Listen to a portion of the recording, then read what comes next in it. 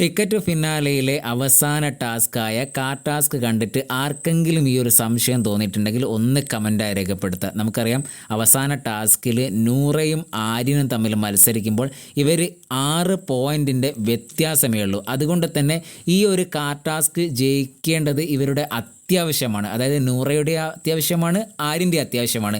നിലവിൽ ഇവർ തമ്മിൽ ഈ ഒരു ഗെയിമിൽ മത്സരിച്ചുകൊണ്ടിരിക്കുമ്പോൾ 6 പോയിൻറ്റിൻ്റെ വ്യത്യാസമേ ഉള്ളൂ.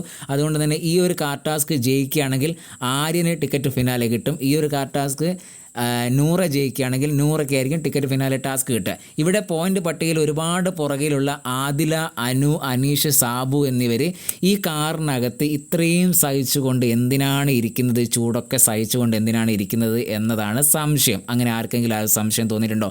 അക്ബറിന് ഇവിടെ ഒരു ചാൻസ് ഉണ്ടെന്ന് എനിക്ക് തോന്നുന്നു. ഈ ഒരു ടാസ്ക് ജയിച്ചു കഴിഞ്ഞാൽ പോയിന്റ് പട്ടികയിൽ ആര്യനൊപ്പമോ അല്ലെങ്കിൽ നൂറയ്ക്കൊപ്പമോ എത്താനുള്ളൊരു സാധ്യത അക്ബറിനുണ്ടോ എന്നൊരു സംശയമുണ്ട്. അതുകൊണ്ട് അക്ബറിൻ്റെ പേര് നമുക്ക് മാറ്റിവെക്കാം. അവിടെ നമ്മൾ പോയിന്റ് പട്ടിക നോക്കുമ്പോൾ നൂറ, ആര്യൻ ഇവർക്ക് എന്തും സഹിച്ച കാറിൽ ഇരുന്നേ പറ്റൂ, ഈ ടാസ്ക് ജയിച്ചേ പറ്റൂ. പക്ഷേ ആദില, അനു, അനീഷ്, സാബു എന്നിവർ പോയിന്റ് പട്ടികയിൽ ഒരുപാട് പുറകിലായതുകൊണ്ട് ഈ കാറിനകത്ത് ഈ ചൂടൊക്കെ സഹിച്ചുകൊണ്ട് അവർ എന്തിനാണ് ഈ ടാസ്ക് വിൻ ചെയ്യാൻ അവിടെ സഹിച്ചിരിക്കുന്നത് എന്നാണ് എനിക്ക് മനസ്സിലാകുന്നത്. കാരണം അവർ വിൻ ചെയ്ത് കഴിഞ്ഞാലും അവർക്ക് ടിക്കറ്റ് ഫിനാലെ ടാസ്ക് കിട്ടില്ല, പോയിന്റ് പട്ടികയിൽ പുറകിലാണ്. അത്തരത്തിലുള്ളൊരു സംശയം ആർക്കെങ്കിലും തോന്നിയിട്ടുണ്ടോ?